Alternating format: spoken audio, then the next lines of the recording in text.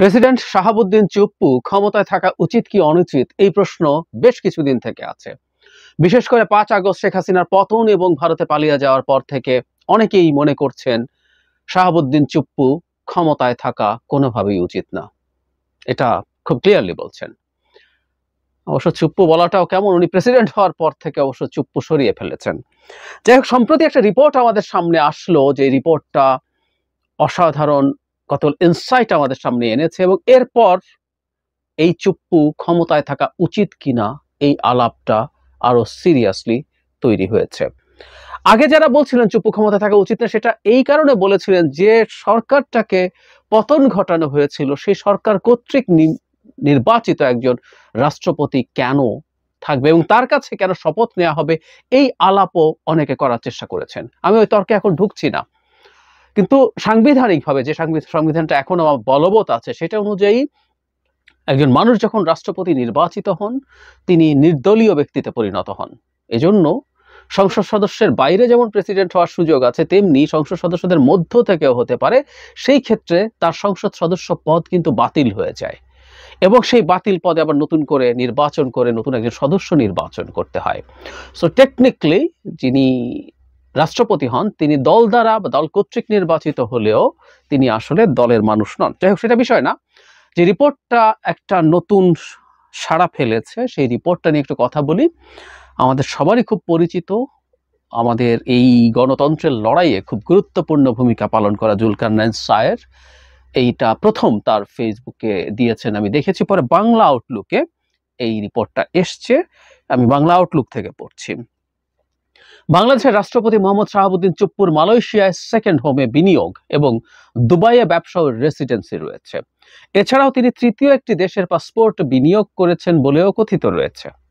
রাষ্ট্রপতি চুপ্পুর মালয়েশিয়ার সেকেন্ড হোমে ১,৫০,০০০ রিঙ্গিত বিনিয়োগ এবং দুবাইয়ের কয়েকটি ব্যাংক অ্যাকাউন্টের বিস্তারিত ও ওয়ারদাত জেনারেল ট্রেডিং এলএলসি নামে দুবাইয়ে নিবন্ধিত একটি প্রতিষ্ঠানে ব্যবসায়িক বিনিয়োগের বিনিময় রেসিডেন্স ভিসা পাওয়ার প্রমাণস্বরূপ বিভিন্ন কাগজপত্র বাংলা আউটলুকের হাতে এসেছে।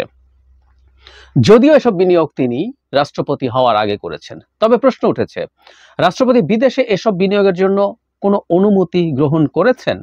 বাংলাদেশ ব্যাংকের অনুমতি ব্যতীত মালয়েশিয়ার সেকেন্ড হোমে চুপ্পুর ১,৫০,০০০ রিঙ্গিত ও দুবাইয়ে ব্যবসার বিনিয়োগ কি বৈধ? তিনি যদি আনুগত্য মেনে অর্থের বিনিময়ে তৃতীয় একটি দেশের পাসপোর্টও গ্রহণ করে থাকেন, তাহলে কি বাংলাদেশের রাষ্ট্রপতি হিসেবে বহাল থাকা তার পক্ষে সম্ভব হবে? বাংলাদেশ ব্যাংকের সংশ্লিষ্ট বিভাগ জানিয়েছে, বাংলাদেশের রাষ্ট্রপতি মোহাম্মদ শাহাবুদ্দিন চুপ্পুকে কখনোই এত বিপুল পরিমাণ অর্থ বিদেশে নেওয়ার অনুমতি দেয়া হয়নি।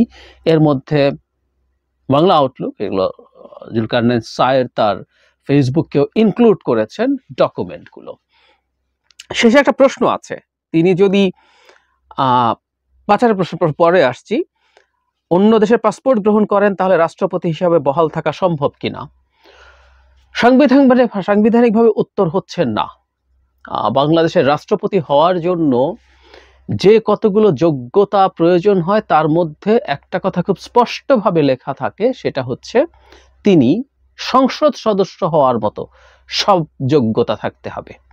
এর মধ্যে বয়সে একটু ডিফারেন্স আছে, সংসদ সদস্যের ক্ষেত্রে এটা 25, রাষ্ট্রপতির ক্ষেত্রে 35, কিন্তু সংসদ হওয়ার মতো সব যোগ্যতা তার থাকতে হবে। তাহলে ওখানে আমরা যদি যাই, তাহলে সেখানে সংসদ সদস্য হওয়ার যোগ্যতার মধ্যে ক্লিয়ারলি লেখা আছে, কেউ যদি বিদেশি অন্য কোনো দেশের নাগরিকত্ব গ্রহণ করেন তাহলে তার সংসদ সদস্য হওয়ার যোগ্য হবেন না তিনি। সুতরাং বাংলাদেশের কোনো রাষ্ট্রপতি যদি অন্য দেশের নাগরিকত্ব গ্রহণ করে থাকেন, তাহলে তিনি কোনোভাবেই বাংলাদেশের রাষ্ট্রপতি থাকতে পারেন না সাংবিধানিকভাবে। সুতরাং তিনি এই ধরনের নাগরিকত্ব নিয়েছেন বা রেসিডেন্সি যদি নিয়ে থাকেন, এটাই যথেষ্ট কারণ তার রাষ্ট্রপতির পদ থেকে চলে যাবার জন্য।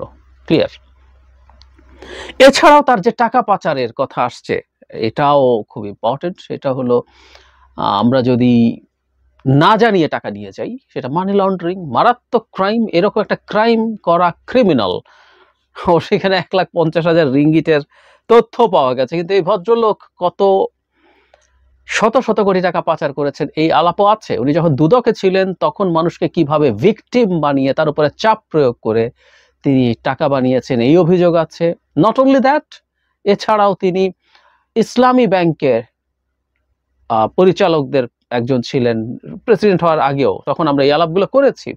সেই সময় এই ব্যাংকটা যখন এস আলম দখল করে, এস আলমের লোক হয়ে তিনি সেখানে ঢুকেছিলেন এবং সে সময়ে যাবতীয় লুটপাটের সাথে তিনি জড়িত ছিলেন। এই রকম একজন ক্রিমিনাল রাষ্ট্রপতি আছেন এখন। আমরা যখন তাকে নিয়োগ দেওয়া হয়েছিল অনেকের কাছে খুব সারপ্রাইজ ছিল, কিন্তু আমি তার ব্যাকগ্রাউন্ড দেখে দেখে তখনও বলেছিলাম বেশ সঠিক আওয়ামী লীগের পয়েন্ট অফ ভিউ থেকে একজন রাষ্ট্রপতি তারা দিয়েছে। কারণ এই রকম করাপ্ট একজন মানুষ কোনোদিন কোনো সময় নৈতিক কোনো অবস্থান নেওয়া তার পক্ষে সম্ভব না। তিনি শেখ হাসিনার একেবারে পায়ের নিচে থাকবেন, উনি শেখ হাসিনার পায়ের নিচে থাকবেন। তো শুধু না, তিনি প্রেসিডেন্ট হওয়ার পরও সম্ভবত জনাব ওবায়দুল কাদেরকে কোনো ফেসবুক মন্তব্য করেছেন লিডার বলে। আর নাইস অ্যান্ড অ্যাট্রাকটিভের গল্প তো আমরা জানি। একটা মানুষ শুধু করাপ্ট তা না, আমরা ছ্যাঁচড়ামও বলি না, মানে আপনি একটা প্রেসিডেন্টের পদে আছেন, একটা রাষ্ট্রের একজন সোকল্ড সংবাদ পাঠিকা, সোকল্ড সাংবাদিক, সোকল্ড বলছি কারণ এরপর তো উনি 71 থেকে চলে গেছেন। 71-এ থাকতে কি কি করেছেন আমাদের মনে আছে। নবনীতা চৌধুরীর কথা বলছি, তার নিচে এসে তিনি এসব কথাবার্তা লিখছেন। সো এই রকম একজন মানুষ প্রেসিডেন্ট হয়ে আছেন। এতদিন পর্যন্ত আমরা অনেকে কথা বলিনি, কারণ যে আর্গুমেন্টটা দেয়া হয়েছে প্রেসিডেন্ট থাকা নিয়ে, তার যে সমস্যা, এটাকে বিপ্লব হিসাবে পোর্ট্রে করে কেউ কেউ একটা ডিফারেন্ট ন্যারেটিভ এনেছেন এই এক্সিস্টিং সংবিধান ছুঁড়ে ফেলে নতুন সংবিধান নেয়ার জন্য। সেটা নিয়ে আমার ব্যক্তিগত কিছু অবজারভেশন আছে, সেই কারণে আমি সেটাকে গ্রহণ না করে আমি সেই জায়গায় যাইনি। আমি ইনফ্যাক্ট এটা নিয়েও কথা বলবো যে আর্গুমেন্টটা আমাদের অনেকের সামনে আছে, অনেকে বলছে, আমি আমার আশপাশে অনেকে বলতেও শুনছি। কিন্তু এই ঘটনার পর এই চুপ্পু সাহেবের রাষ্ট্রপতি থাকার আর কোনো অধিকার আছে বলে আমি মনে করি না। তার চলে যাওয়া উচিত, এক্ষুনি চলে যাওয়া উচিত। যেহেতু আমাদের সংবিধান এখনো বহাল আছে, এই সংবিধান বহাল থাকা অবস্থায় তার যাওয়া কিছু জটিলতা তৈরি করতে পারে। যেমন ধরুন, আপনি যদি কনস্টিটিউশনে যান, দেখবেন রাষ্ট্রপতিকে পদত্যাগ করতে হয় স্পিকারের কাছে চিঠি লিখে। বাংলাদেশে তো স্পিকার নেই। স্পিকার শিরীন শারমিন চৌধুরী স্পিকার পদ থেকেও পদত্যাগ করেছেন। যদিও আমাদের এই যে সংবিধানে বলি না, আমাদের সংবিধানে প্রচুর বৈপরীত্য আছে। যেমন আমাদের স্পিকার যে দায়িত্বে থেকে যান, পরবর্তী সংসদের নির্বাচিত সদস্যদের শপথ বাক্য পড়ান। সো টেকনিক্যালি আমরা বলছি এটা, কিন্তু সংবিধান কিন্তু তা বলে না। স্পিকার ডেপুটি স্পিকারের পদ শূন্য হবার ক্ষেত্রে কনস্টিটিউশন ক্লিয়ারলি বলে দেয়, যদি তারা সংসদ সদস্য না থাকেন, ওখান থেকে পদত্যাগ করেন। তো সংসদ তো ভেঙেই গেছে, সংসদ তো নেই, তাহলে স্পিকার থাকেন কিভাবে? কিন্তু একটা নর্ম আছে, আমাদের এই চর্চাটা হয়েছে। আর ফর্মালিও তিনি পদত্যাগ করেছেন। কেউ কেউ বলতে পারেন যে ডেপুটি স্পিকার এখনো পদত্যাগ করেননি, তিনি যদিও জেলে আছেন। তো কাগজে কলমে তিনি স্পিকারের দায়িত্বে আছেন, এবং সংবিধান বলে যদি ডেপুটি স্পিকারও না থাকে তাহলে কার্যপ্রণালী বিধি অনুযায়ী আমরা জানি যে প্রত্যেকটা সেশন শুরুর সময় একটা কমিটি করা হয়, যেখানে স্পিকার ডেপুটি স্পিকার একজনও যদি না থাকে তারপর কোনো একজন সদস্য সেই দায়িত্ব পালন করেন। এখন যেহেতু সংসদ নেই, সেটাও হতে পারে না। সো ডেপুটি স্পিকার কাগজে কলমে আছেন, এবং উনি যেহেতু এখনো কনভিক্টেড না, তাহলে ওনার পদও বহাল আছে বলে কেউ বলতেই পারেন। তাহলে তার কাছে পদত্যাগ করতে পারেন, এবং তখন সেই ক্ষেত্রে আবারও পদত্যাগ করলে কে প্রেসিডেন্ট হবেন? সংবিধান বলে ইন্টারিম, নতুন প্রেসিডেন্ট সংসদ দ্বারা নির্বাচিত হওয়ার আগ পর্যন্ত এই দায়িত্ব স্পিকার নেবেন। আবার স্পিকার যেহেতু নাই, সুতরাং ডেপুটি স্পিকার সেই দায়িত্বে আসবেন। এরকম নানান কথা দিয়ে জটিলতা তৈরি করার চেষ্টা কেউ কেউ করবেন হয়তো। আমি মনে করি তিনি যদি পদত্যাগ করেন, তিনি ডেপুটি স্পিকার বরাবর করতে পারেন। করে আমরা ইজিলি যেটা করতে পারি সেটা হচ্ছে এই ডেপুটি স্পিকার কনস্টিটিউশনালি প্রেসিডেন্ট হওয়ার, প্রেসিডেন্টের দায়িত্বে যাওয়ার এক ধরনের সাংবিধানিক পরিস্থিতি আছে, এটা বলা যেতে পারে। কিন্তু সেই পুরনো কথা, আমরা বিদ্যমান পরিস্থিতিতে যেভাবে এই সরকারটাকে বৈধ বলেছেন আমাদের সর্বোচ্চ আদালত, সুপ্রিম কোর্টের আপিল বিভাগ, আর্টিকেল 106 অনুযায়ী তার যে ক্ষমতা আছে যে তার কাছে রেফারেন্স চাওয়া যায়, এই ক্ষেত্রে কি করা যেতে পারে বাংলাদেশের এই অভ্যুত্থান পরবর্তী পরিস্থিতিতে, এই জিনিসটা করা যেতে পারে। আর না হয় আমরা আসলে কিছু একটা, আমরা কোনো একজনকে প্রেসিডেন্ট করব, সেটা কে যাবেন নানান আলোচনা আছে। কেউ কেউ ডক্টর ইউনূসকে এই পদে চলে যেতে বলছেন। এখন ডক্টর ইউনূস এই পদে যদি চলে যান, নির্বাহী ক্ষমতা নিয়ে যাবেন কিনা? কারণ বাংলাদেশে এর আগে যে ধরনের প্রেসিডেন্ট ব্যবস্থা আছে সেটার মধ্যে নির্বাহী ক্ষমতা নেই। অথবা এক্সিস্টিং প্রেসিডেন্সিয়াল ফর্মে অন্য একজন প্রেসিডেন্টকে আমরা এখানে দায়িত্ব দিতে পারি, যেহেতু আমাদের এই সময়টার মধ্যে অনেক ক্ষেত্রেই সাংবিধানিক রীতি আমরা ভাঙবো, সংবিধান বহির্ভূত কাজ করব। যেমন এই সরকারটা সংবিধান বহির্ভূত, কোনো সন্দেহ নেই। কোনো প্রধানমন্ত্রী যদি পদত্যাগ করেন তার পরবর্তী 90 দিনের মধ্যে নির্বাচন হতে হবে, এটাও 15th অ্যামেন্ডমেন্টের পর এটা আছে।